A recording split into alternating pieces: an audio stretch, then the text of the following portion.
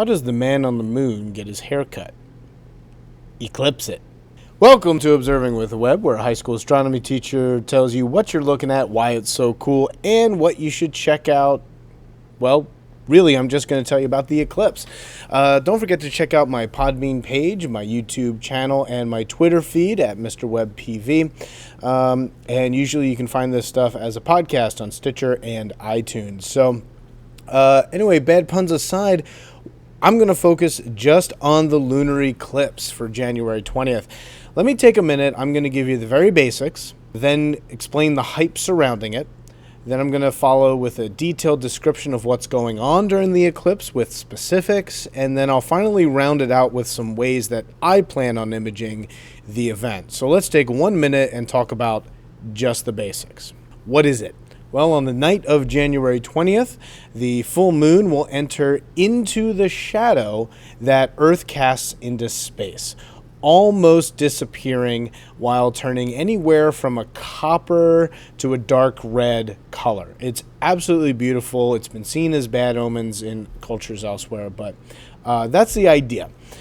Where is this going to happen? Well, anybody who is on the night side of the Earth at the time during those 3 hours can see it, and should go out and see it.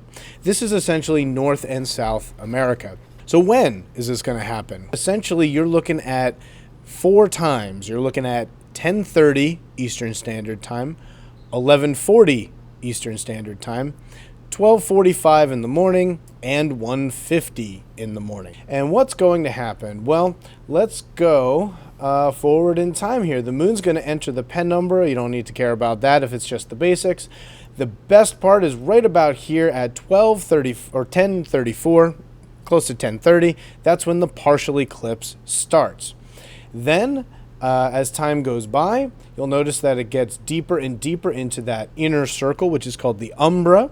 That's when totality starts, when it's all the way in there at about 11:40. You'll see it'll be very dark, deep red. And then from 11:40 to, about 12:45, that's when it's totality. So it's over an hour.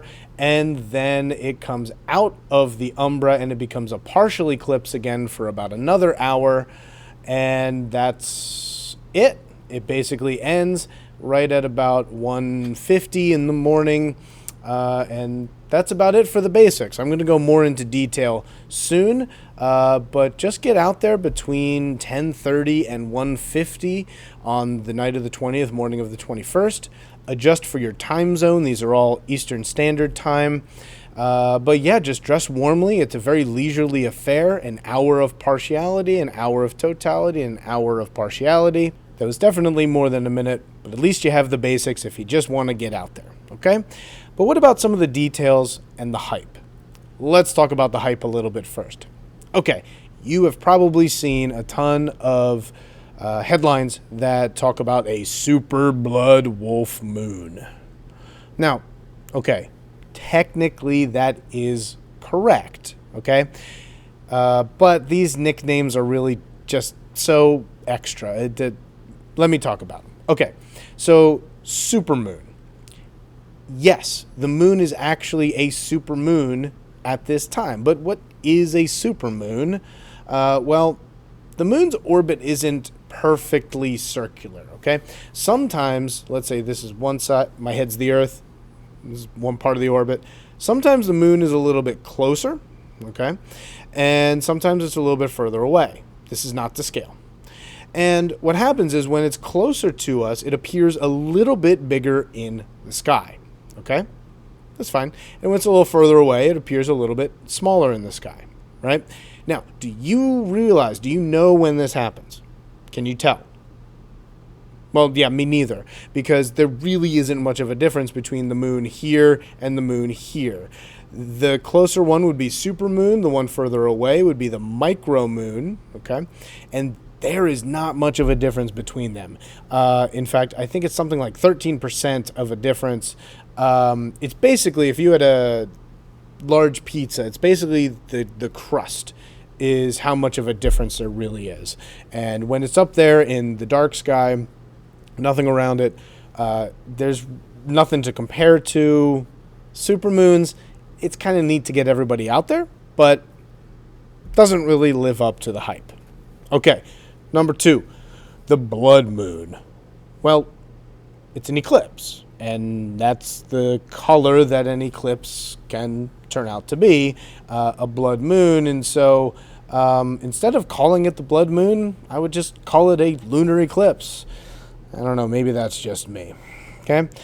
Plus, when you talk about a blood moon and you start using that term in your, I don't know, let's say your conspiracy theory or Armageddon predictions, that blood just sort of makes it sound credible, not credible, sound influential. I don't know.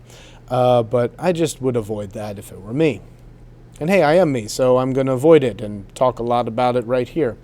The last part is the wolf. Okay. Why is it a wolf moon? Okay. Well, every full moon has a name that was given to it for one reason or another. Okay. Just all you have to do is Google full moon nicknames. Okay. Now the harvest moon, that's in the fall because, well, that's when we harvest crops.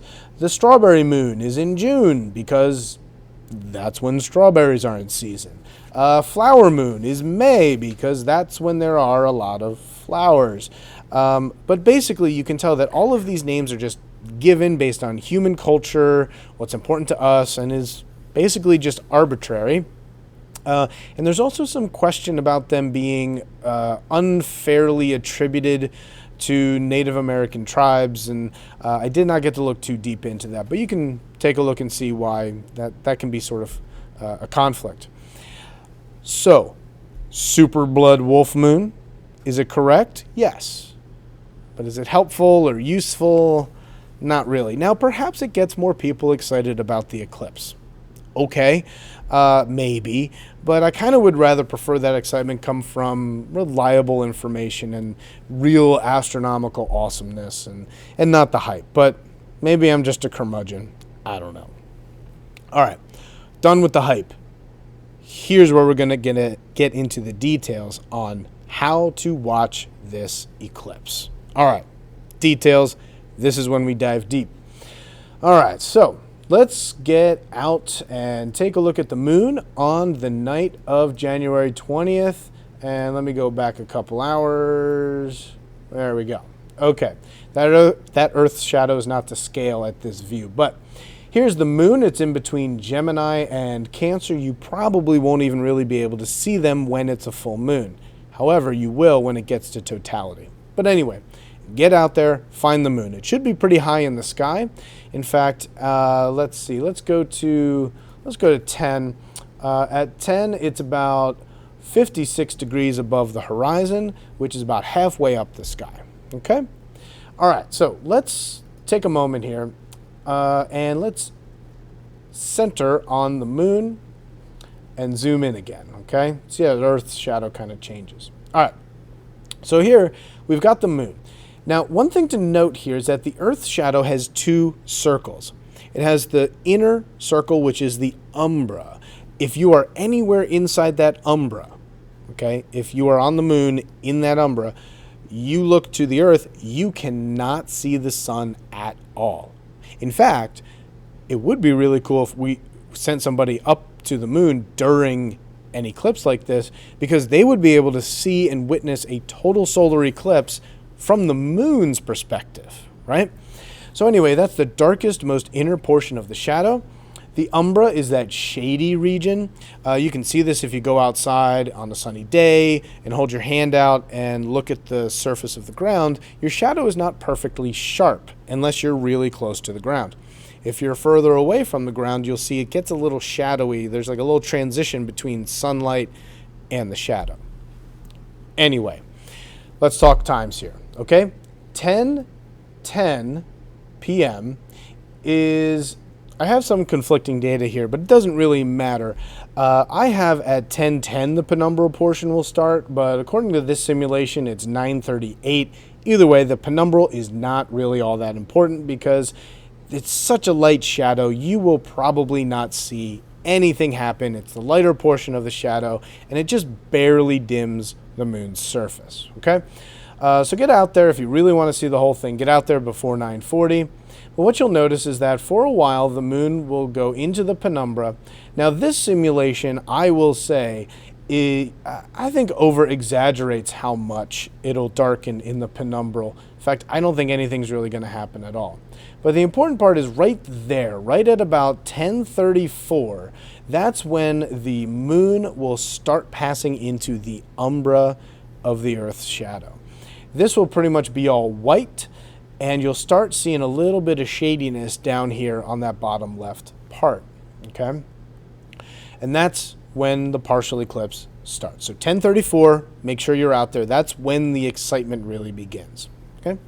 Now, what's going to happen is it's going to take about an hour for the umbra to continue to eat up the moon, kind of like somebody munching through an Oreo. And then one thing to notice here, though, is that it's round, right? This shadow is round, and only a consistently round object can consistently cast a consistently round shadow on the moon. So how long until you actually reach totality? Well, here we go, right at about 11:41 is when totality begins. Right now, if you start looking, you have to look almost straight above you. It's about 70 degrees above the horizon. So if you look straight up, it's actually 2 fist widths, held at arm's length, below the zenith, which is the point straight above you. But that's when it starts. And so the moon is completely within the Earth's shadow. Now, it will appear a sort of reddish orange, like on this simulation here. Why is that? Well, we have an atmosphere.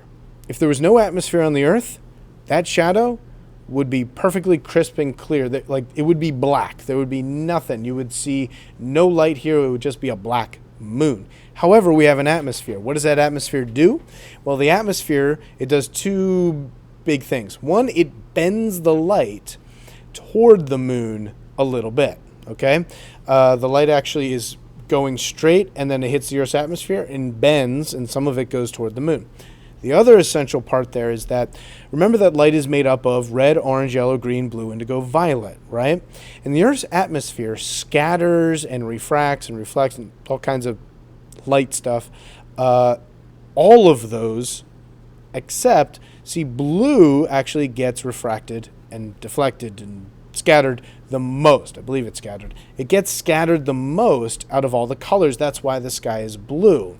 Now, if it's pointing straight down on us, there's not much atmosphere, very thin layer of atmosphere to go through, right? Just from the top to the bottom, very little atmosphere. However, if you're going sideways through, you have a lot more atmosphere to go through. Now, what does that mean? Well, that means all of the blue light, all of the indigo, violet, all of that light gets diffracted and absorbed in the atmosphere. And all you're left with is red, orange, and yellow. And if you have even thicker amount of atmosphere to go through, your yellow gets diffracted away. Even thicker, all the orange gets diffracted away. So what you're left with, to varying degrees, is red, orange, and yellow is left to actually get out through the atmosphere. So not only does the light get bent, it's now only the red, orange, and yellow light that can actually get to the moon. Now, let's talk about this poetically. Essentially, what you are witnessing is all of the sunsets and all of the sunrises on Earth at the same time projected onto the moon. So how dark will it get? Well, that depends on the atmospheric conditions. Typically, it can go anywhere from a light copper penny to a very dark, deep maroon, and that depends on the atmospheric makeup. If we have a lot of volcanic activity going on, that tends to allow a much darker eclipse because more of the light is being absorbed. The moon will be darkest at mid-eclipse, which is 12:12. At that point, it's also 70 degrees above the horizon.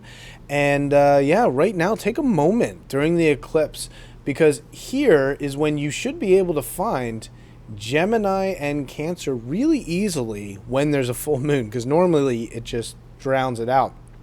You might even be able to find the Beehive cluster, which is just off to the left of the moon over here in Cancer. So if you can find the moon, just go about 6 degrees. That's about 3 fingers held at arm's length, 3 degrees to the left, and you will find the Beehive cluster, which with binoculars you can see it's an open cluster of stars nearby.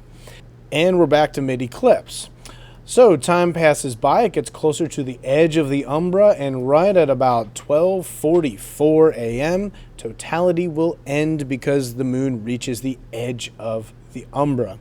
And now you have an hour of about of partial eclipse as it comes out of the umbra, and it exits the Earth's shadow at 1:51. So by 1:51, the total eclipse is over.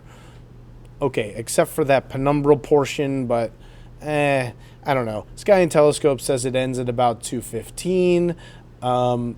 According to this simulation, it's perfectly out of there by 2:45, 2:50.